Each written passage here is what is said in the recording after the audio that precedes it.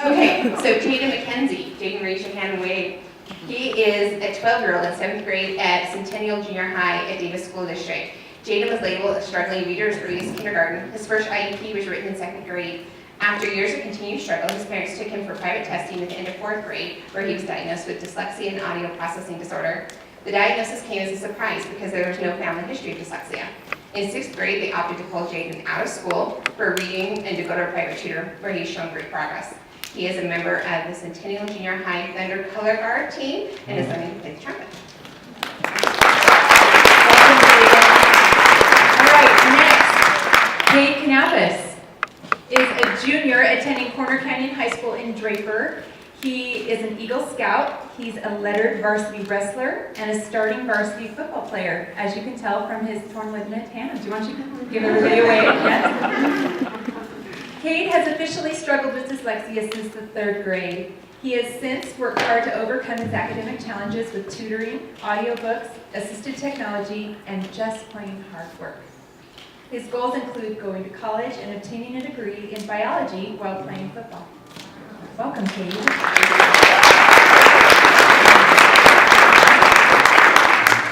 Isabella Price is 9 years old. She's a 3rd grader at Midas Creek Elementary School in Jordan School District. She recently moved to Utah from Houston, Texas. At the end of 1st grade in Texas, Isabella's teacher started to notice she had signs of dyslexia. She told the principal, who knew dyslexia ran in her family. In the 2nd grade, her school dyslexia specialist tested her for dyslexia, which we do not have a Utah school board member, she's pointed out. And she's a fantastic runner and a strong leader in her school.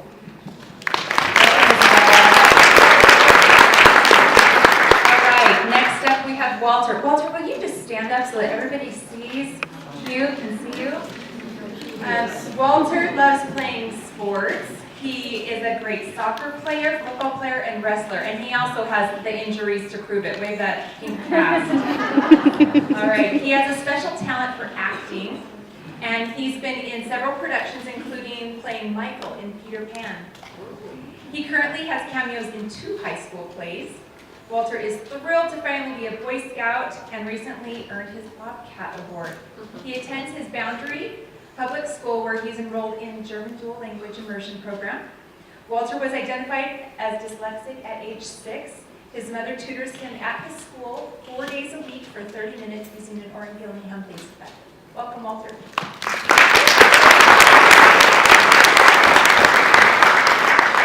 And Jordan, last but certainly not least. Jordan is 16 years old, a junior at Park City High School in Park City School District. She loves competing in the high school debate team, where she has been a member since her freshman year, and she is an avid skier, enjoys making costumes for Comic-Con and Annie Conference? I don't know what that is. Anime Conference, man, which she attends regularly. This summer, she joined other teens to volunteer in Thailand.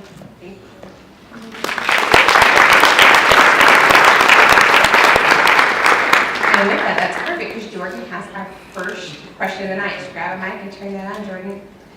Jordan, is having the label of dyslexia a good thing? If so, how? Yes, because it helps the child or parent or however old you are understand why you're having issues. It's not that labeling is bad. Labeling is good when your family, especially mine, was so frustrated of why I was so smart and could figure things out, but couldn't read a sentence in an easy book. When we found out about dyslexia, it put such a relief on my family that it was worth it, because it was like, oh, it's not my fault that I can't read. It's not my fault that everyone else in my class can read a textbook and I'm still here like, I'm on the first sentence. It's a good thing because it helps relieve stress under kids especially. I know for me, it helped me understand that I wasn't the stupid kid in school, that it wasn't my fault. Thank you.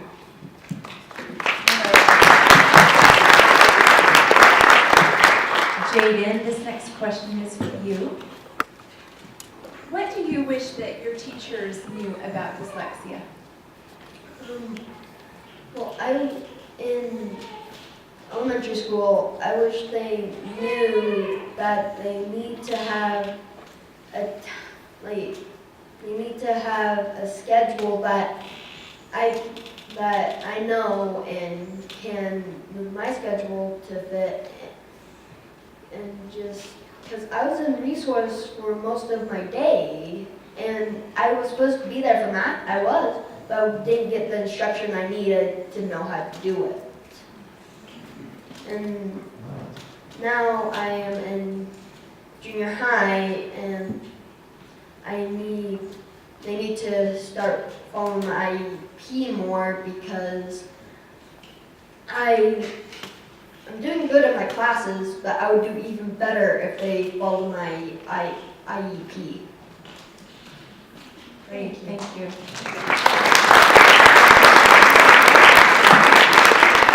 Okay, pass it on down to Isabella. She's next.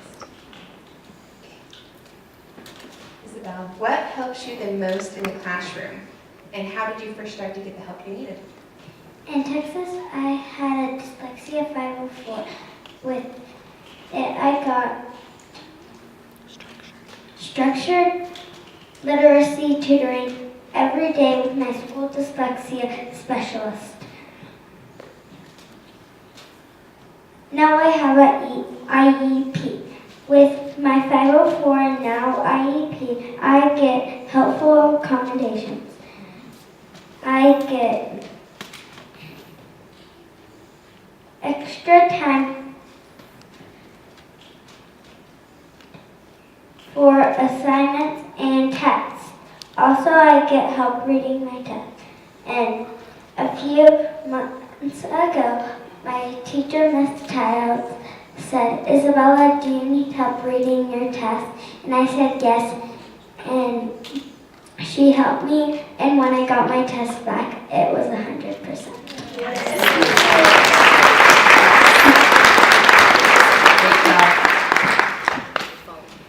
All right, Walter, this question is for you. Could you turn on your microphone so that we could hear you? Thank you. Who do you know with dyslexia? My dad, my brother, my grandma, and grandpas and uncle and aunts, and my cousin Bridger, my cousin Porter. Okay, Cade. What would you say to someone who is struggling with dyslexia? The first thing I would say to somebody that's struggling with dyslexia is that the first thing is that you're going to have to just understand that you're going to have to work a lot harder than other kids, but that's not really a bad thing. It kind of makes you better, it just gives you an ability to work harder, and it helps you work and get a good work ethic. And also, if there are any kids that are picking on you or bullying you, because I know when I was little, I was always bullied for going into the resource classes and going into all those classes because people thought I wasn't as smart as the norm. Just don't listen to them, because you're just as smart as anybody else. You just have a hard time reading. That's how I look at it. Fabulous.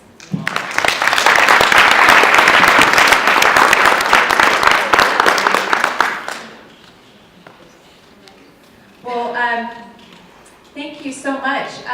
A couple of extra questions, and this time I want to open it up to anyone. So if you have any thoughts or want to speak, just grab a microphone. What good things come from having dyslexia? What type of gifts or positive things do you think has come from knowing this about yourself?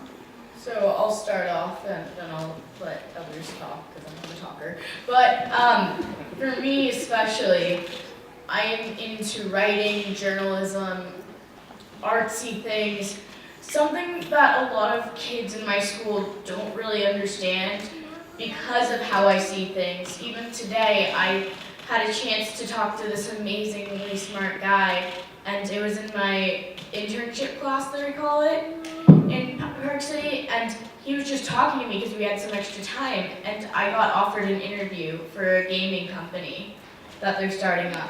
Just because he was talking to me, he didn't care how I wrote, he didn't care how that is. Since I'm so literate with my speech, and I think that's from dyslexia because I had to learn how to speak more than read or write. I had to learn how to speak for myself. And that's just something that's come so helpful in my life. You're on debate, right? Yeah. Our city got 4th place last term. 15 schools. We rock. All right, Cade. So one of the things that I feel that's benefited me from having dyslexia is just like what I said before, just having a good work ethic. Can't say that word.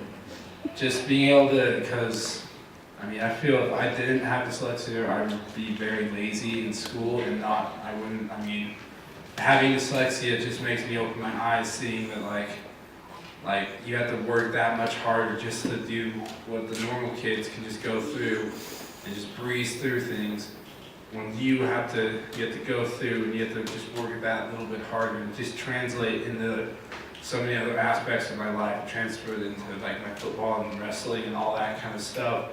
It just transfers just like school, just saying like, I gotta work that much harder in school, so that means I gotta work that much harder in this, and that much harder in this, and so just, that's how I use it. I just want to interject something.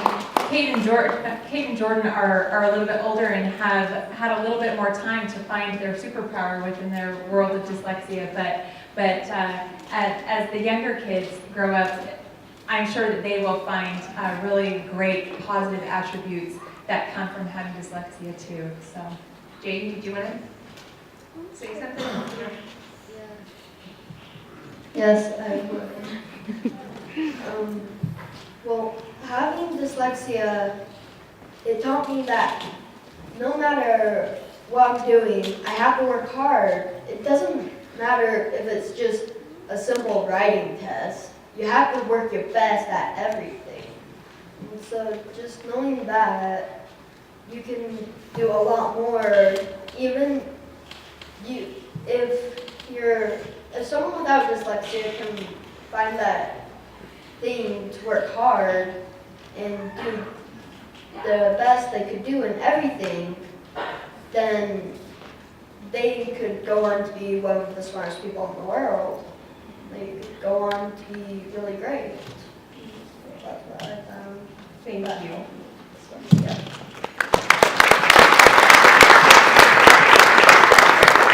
Okay, last question. I want to give each of you a chance to share this. What's the most frustrating thing about having dyslexia for you? Isabella, do you want to start? What's your most frustrating thing?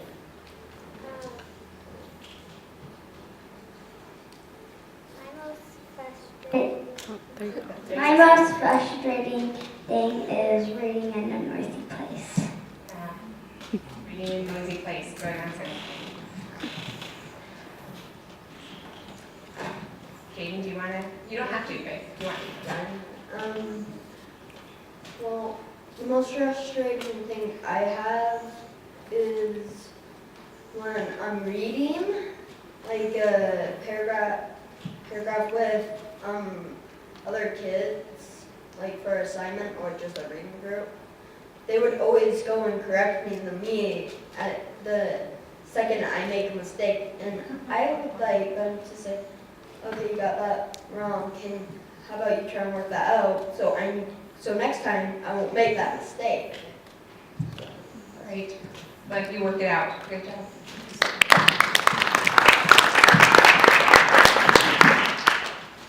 So, I'd say the most frustrating thing once you get into high school and all that stuff is just kids being nosy. I get frustrated at reading still and stuff like that, but plain out teenagers being nosy. Why do you get extra time on the test? Why do you do this? And I'm just like, because I'm dyslexic. And then they ask me how to spell a word in class, and I'll be like, hey, I've already told you this. I'm dyslexic. I can spell it for you, but it'll be wrong. Now, I don't get spelling docked on my grade, but I don't know about you. But once you get older, you just figure out that you have to do a lot more explaining. You have to do a lot of things like to teachers to be like, explain to them, and students, and just after a while, you're just kind of, you're over explaining, just be like, can you all just understand? All understand.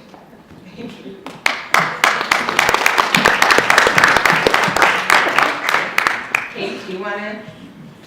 Oh, Walter wants to? Okay, Walter, choose that. Spelling and doing math tests. I feel that, Walter. I feel that. Spelling, period, So he kind of stole mine, the reading when people correct you. That's like, is this? Oh. That's my biggest thing too. Like, I remember I was reading with my parents a lot when I was little. They would always correct me on words and everything. It would drive me up the wall crazy because every other word they'd be like, okay, no, that's this, and I just freaking. But my other one would be, I guess, just kind of like just going through, just being able. It's just hard to like in the first days, like when I was in like elementary school, just learning how to, just going through the classes and being put in resource classes that I didn't really like. They put me in a resource math class, and then I'm like, I don't need help in math, I need help in reading. I get math because it's numbers, you can't mess up numbers, that's how I feel. And so just, I don't know, just being in resource classes, I feel like I didn't need. Thank you.